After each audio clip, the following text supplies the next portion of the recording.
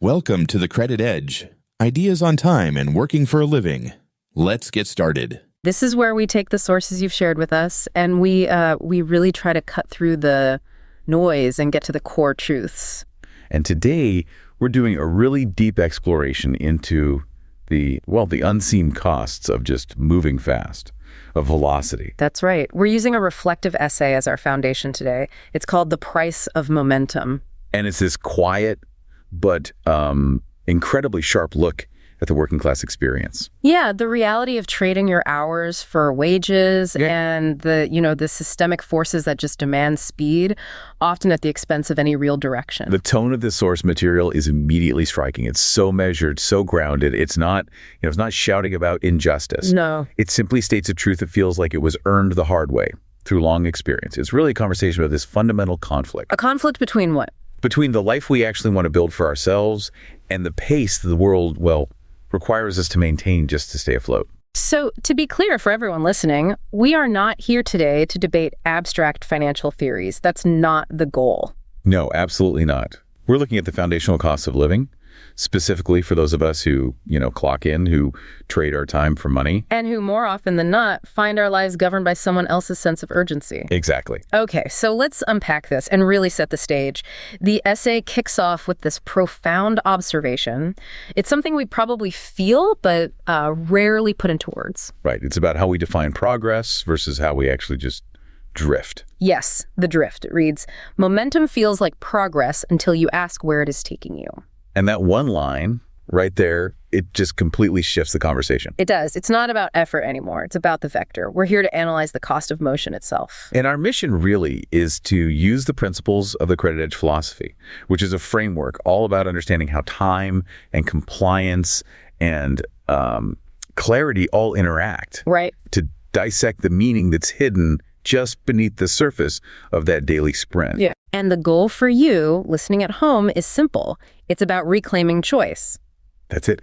And that reclamation, it has to start by identifying the subtle patterns, the often invisible ways the system sustains its own momentum. By keeping us moving. By keeping us moving. We have to see the cost of that velocity before we can ever really choose to slow down. And that whole journey, it starts with understanding the very first cost, which is the inability to see straight because you're constantly just reacting. Let's start there then. Section 1, the foundation of unconscious motion. The essay lays out this trap of modern life, and it's so immediately relatable. It's that feeling the moment you wake up. Right. The momentum starts instantly. It says the messages, the deadlines, the small fires that were waiting before your feet touch the floor. And that's a feeling, isn't it? That feeling of being behind schedule before the day has even properly begun. It's powerful because it's so universal for anyone who works for a living. The race doesn't start with your first task at your desk. No, it starts the second you wake up and, you grab your phone. You're immediately thrown into a reactive state. A constant game of catch-up. And that environment, it creates this perpetual state of readiness for crisis. Our minds are literally trained to scan for the next immediate threat or the next demand. And the most insidious part of it all is the story we tell ourselves. The little lie. The self-talk, yeah. The essay just nails our internal denial perfectly. It says, you tell yourself it is temporary, you promise yourself the sprint will end, but it rarely is. The speed simply becomes the standard. We rely on that fiction, don't we? That this particular rush, this crisis, is somehow an exception to the rule. When in reality, it is the rule. It has become the rule. And that denial is so crucial for the system to work because it allows the momentum to build quietly, almost, invisibly. And that takes us directly to one of the core principles. It does. Credit Edge Principle 5. Awakening is the foundation. The very first cost we pay, it's not in dollars and cents. It's the cost of clarity. It is the cost of clarity itself. If you are constantly putting out these small, urgent fires, you are denying yourself the mental bandwidth you need to just look up and plan your horizon. The system is counting on that. It relies on you believing that those small fires are not just urgent, but that they are mandatory, that you have no choice. Okay, but let's get practical here. How does that lost reflection actually turn into a financial cost? I mean, it feels productive when I answer those messages before I even have my coffee. Of course it does. So what is really being traded here? When we jump from one small fire to the next without taking a breath, How many hours does this cumulative blur actually cost me? Not just today, but, in the long run. The trade is the loss of strategic time. That's the currency. Strategic time. Think about it like this. Every urgent task, your small fire, it physically prevents you from spending time on the important task, which is your long-term plan. The cost isn't just the 5 minutes you spend firing off a reply. It's the 2 hours of focused, proactive work you could have done that morning. Work that might have prevented 3 future fires from ever starting. So you're trading high-value hours for low-value minutes. Precisely. You trade proactive, high-value hours for reactive, low-value minutes. And the essay, it notes how this becomes a self-fulfilling prophecy. It says, momentum builds quietly, one rushed morning at a time. One problem handled without a breath. One decision made because slowing down felt impossible. And that cumulative effect, that's what turns momentum into a lifestyle. We stop making choices based on where we want to go. And we start making them based on what?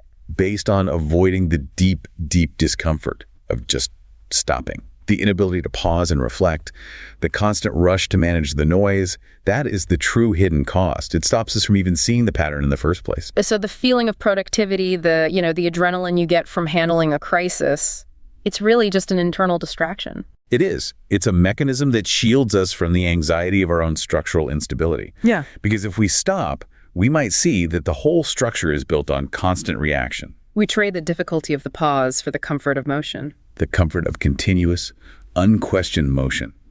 We start to confuse movement with meaning. And this is why awakening is the foundation. You have to see that the movement is just masking inertia before you can even think about steering your own life. You have to realize the speed you're maintaining isn't even your own. It's the speed of the current you're caught in. Okay, let's shift gears a bit. Let's move to the economic framework in the essay.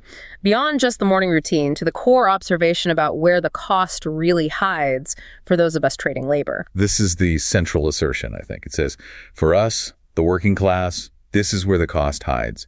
Not in the effort, but in the speed. And that idea just breaks the whole conventional wisdom around value, doesn't it? Completely. We're so used to thinking of the price we pay in terms of effort. Sweat equity, the hours we put in, how hard the task is. And that effort becomes money, which stores our labor. Right. But the essay points out that the real theft, the real cost, is in the speed that's demanded of that effort. And this connects directly to Credit Edge Principle 1. Time is the only real currency. Exactly. So if money stores our labor, then the speed, the velocity, is what trades away our future. How should we understand that idea practically, that time is the only real collateral? Well, think about it through the lens of debt. When the system demands constant high-speed output from you, it's essentially issuing what you could call a loan of continuous motion. Okay, a loan of motion. Yeah, and the debt is the system's demand for your uncritical, nonstop velocity. The collateral that's securing that loan. It's your future agency. It's your present choice. You're guaranteeing the loan with your time. You are guaranteeing that loan with your time.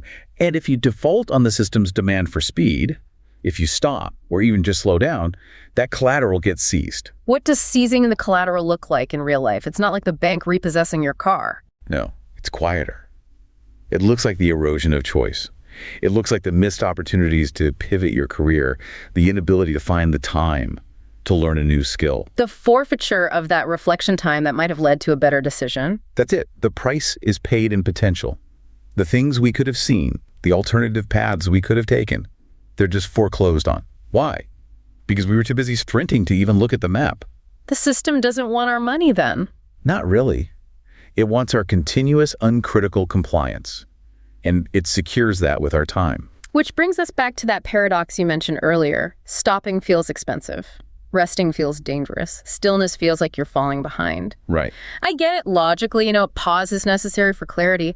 But if I work an hourly job and I take a pause, my income literally stops. What breaks this idea in the real world that stillness can be productive? Is that fear of falling behind purely internal, or is it systemically enforced? Oh, it is deeply, deeply systemic. And our internal fear is a perfect reflection of that external structure. The system enforces this fear by valuing quantifiable movement over qualitative pause. What do you mean by that? I mean, in so many jobs, if you are physically moving, if you look busy, you are perceived as generating value. Doesn't matter what the quality of that movement is or if it's even useful. If you slow down, you are challenging the very premise that constant motion is value. And the moment you challenge that, your perceived value plummets. It does. And this isn't just about money. It's about professional survival. That's the unseen calculus the system relied on. It forces us to choose the comfort of known motion, even if it's pointed in the wrong direction, over the terror of what feels like inertia. So the speed itself makes us accept the premise. It makes us accept that we must keep moving, to be worthy, to be valuable. And so we trade away the possibility of finding the right direction for the certainty of continuous compliant motion.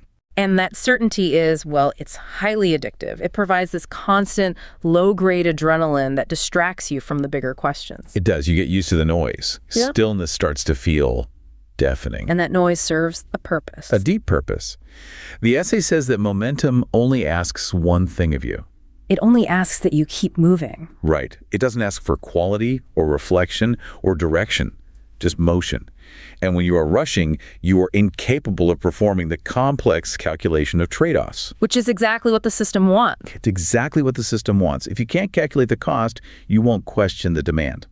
So let's escalate this. Let's move from the personal cost of speed to how this pace is, well, actively weaponized by larger structures. This is where individual choice meets system design. And the source material gives us this brilliant, crystal clear analysis of compliance. It says, the system understands this. It rewards movement. It punishes pause. And then the key line, it turns urgency into obedience without ever raising its voice. Without ever raising its voice. That's everything, isn't it? It means the system doesn't need external force.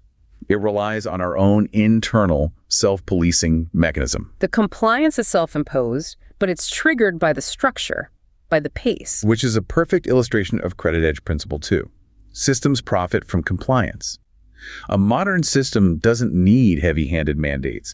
It just needs to maintain a crushing velocity. And urgency is the tool. It's the single most effective tool of compliance, because a rushed worker is, by definition, a compliant worker. They cannot afford the time it takes to question the necessity or the efficiency or the ethics of the task. So you comply with the speed just because the felt cost of stopping to think, the risk of falling behind it, just feels too high. Exactly. Obedience is secured not through a command from a boss, but through maintaining a pace that physically prevents critical thought. The system has convinced the worker that their survival, financial and professional, depends on nonstop activity. Right. If you stop to question the direction of a task, what happens? You risk being marginalized. You risk missing the next opportunity. You risk falling behind the relentless pace of your colleagues. And the system rewards that movement just by letting you stay in the game, by allowing you to keep up with the flow. That's the reward, continued participation. Yeah. And so you fall into this rhythm, right? Handle the next task, then the next, then the next. And the critical consequence, as the essay notes, is that we completely lose our bearings. You do not notice the drift. You do not notice the hours. The loss of hours is just the metric. The loss of awareness, that is the true profit center for the system. It profits when we are compliant with the speed of the demands, regardless of their direction. Precisely. If momentum is carrying you forward, but the vector belongs to someone else, you are being highly efficient at achieving a goal that isn't even yours. The drift is the central risk. It means you can spend years of high effort achieving an external objective, all under the guise of personal necessity. I have to push back a little on this on a practical level. Who specifically benefits when I move this fast on something that, in hindsight, wasn't truly urgent? A great question. And if the system doesn't have to raise its voice, how can I be sure I'm not just complying with my own internal inertia? My own need to feel busy rather than some external pressure. Okay, 2 great questions. The beneficiaries are whoever defined the vector you're on, the owners, the stakeholders, the entities who profit from your continuous motion. When you move fast on a non-urgent task, you are artificially inflating the perceived value of that task. And you're normalizing an unsustainable pace. You're normalizing it, Yeah. which benefits the entity that can then use that new, faster speed as the benchmark for everyone else. You are, in effect, driving up the internal productivity requirements for free. Okay, and the second part, the internal inertia. That's the internal layer we have to fight constantly. We become accustomed to the rush. That high-speed environment gives us a constant, low-grade sense of achievement. And that feeling shields us from deeper questions. Deeper, more existential questions. The moment we stop, that internal vacuum of, unproductivity sets in. And that feeling is often harder to tolerate than the rush itself. We become complicit in our own velocity. Deeply complicit. because the motion provides a convenient shield against the anxiety of stillness. And the system profits because now it has a self-policing workforce that requires minimal managerial overhead. The goal isn't just compliance then. It's to get us to a state where we actively resist stillness on the system's behalf. It's outsourced compliance. The system just provides the infrastructure, the constant stream of messages and deadlines, and we provide the engine. We do it by convincing ourselves we have to sprint just to survive. So if that unchallenged momentum continues, the consequence is this deep existential loss of direction. Yes. And the essay paints a really vivid, almost painful picture of this burnout. It says, life begins to blur. Days collapse into weeks. Weeks dissolve into seasons. You remember being busy, but not what you move toward.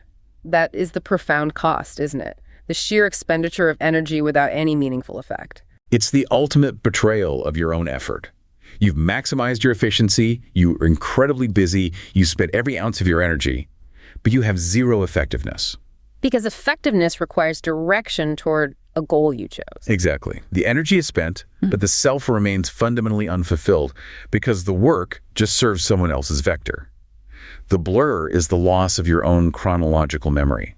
All that's left is the sensation of constant activity, completely divorced from purpose. That moment of realization when you only remember being busy, that has to be an existential gut punch. It is, but it's also the starting point of change. A shock of non-recognition. Absolutely. And that shock introduces Creditor's Principle 3.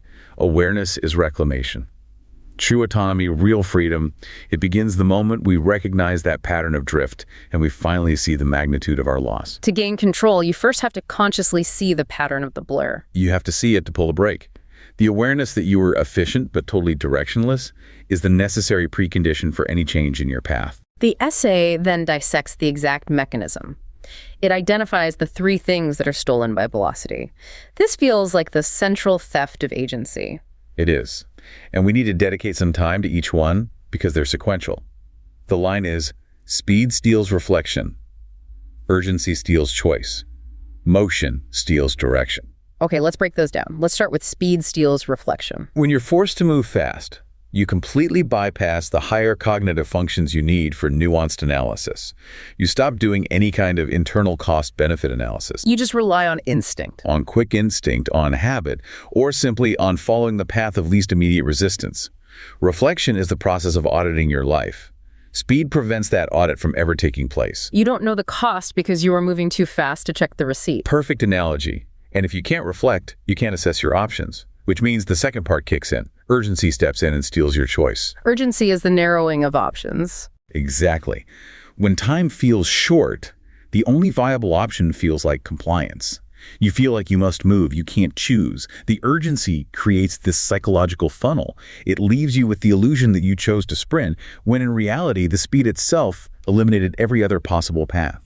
And once choice is stolen, we're just being carried along. Exactly. When you're moving under someone else's urgency, the overall motion steals direction. The velocity carries you toward an outcome you never authorized. It locks you into a path because of the sheer sunk cost of the energy you've already spent. And the mechanism playing out every day in these tiny micro trade-offs, this is how our agency is just systematically eroded. Without ever feeling like a sudden aggressive demand. It's the silent killer of personal alignment. I understand the critique of unquestioned momentum, but I want to push back on the practical application here. I mean, you need massive momentum just to start a business, or to escape a really bad job, or to push through a steep learning curve. So isn't some velocity necessary to achieve a kind of critical mass, to overcome deep inertia? Could the opposite be true? Is there a phase where momentum actually helps clarify direction by generating results, or is it always a source of theft? That's a crucial distinction to make. The essay is laser-focused on unconscious momentum, the speed required by the system, often with no end date in sight. Yeah.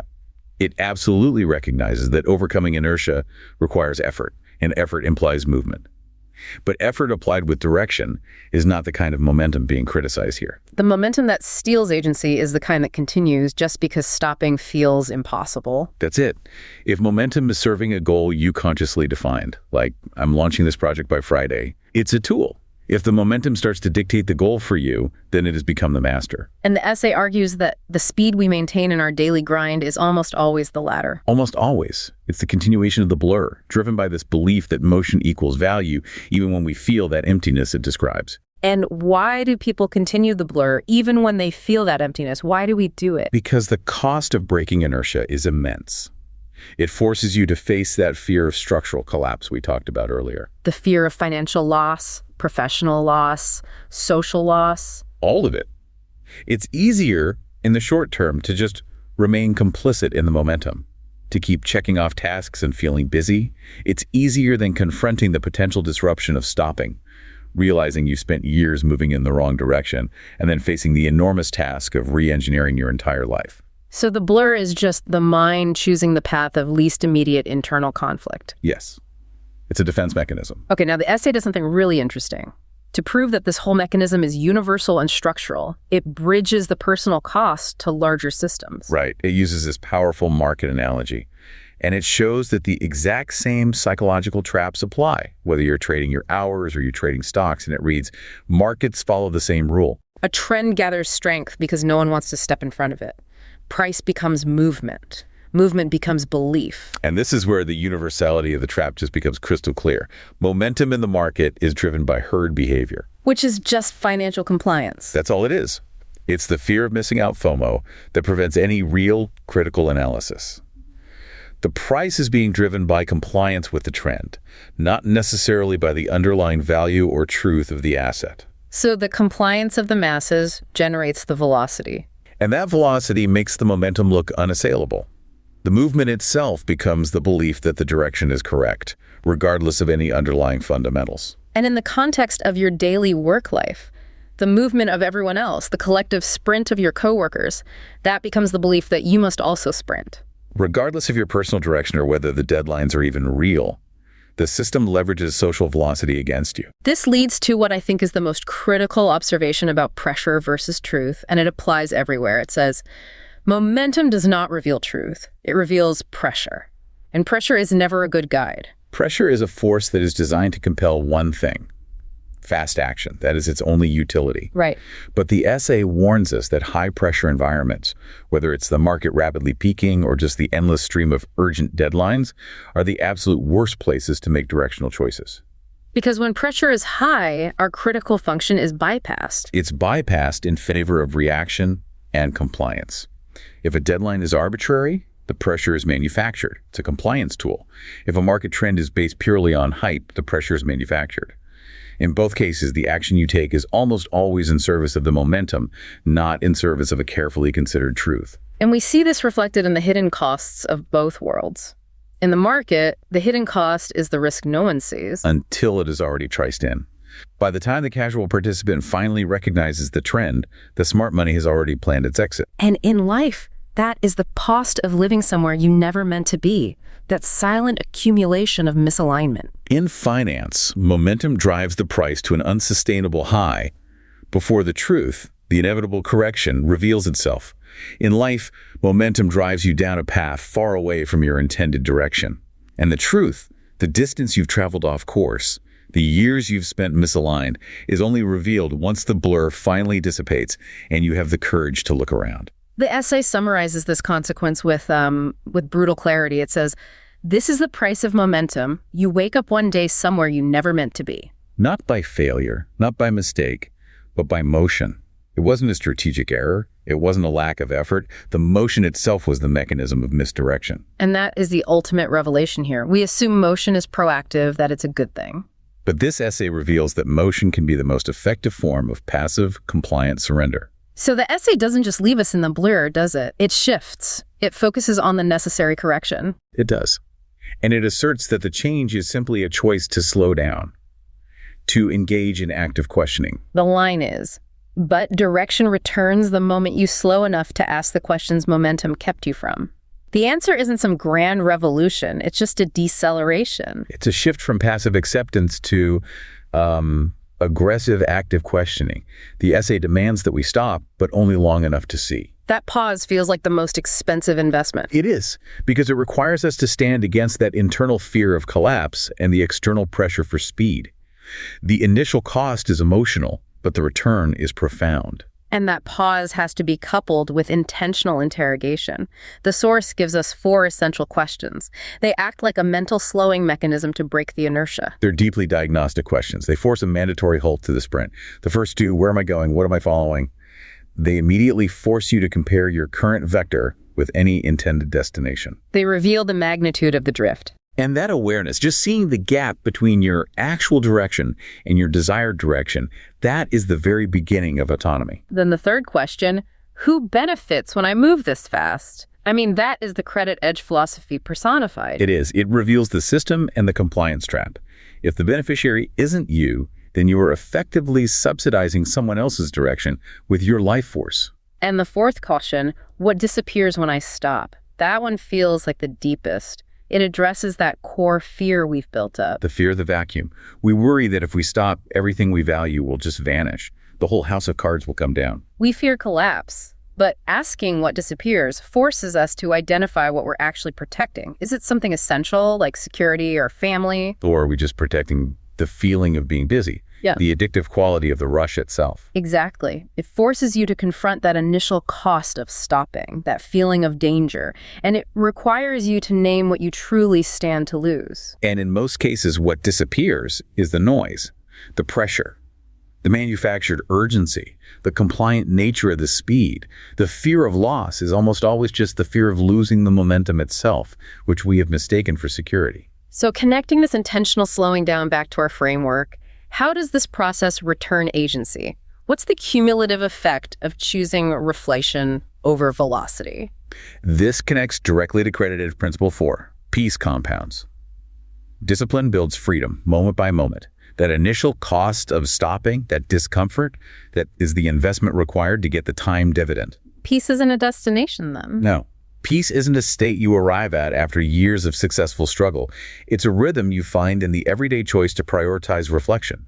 Every time you choose a 10-minute pause over a rushed task, you build a small amount of mental space. And that pays out in freedom of choice later. That's it. Awareness brings the return, and that peace accrues interest over time. Which leads right into the 3 reveals the essay emphasizes. This is the reversal of the 3 thefts we talked about. Exactly.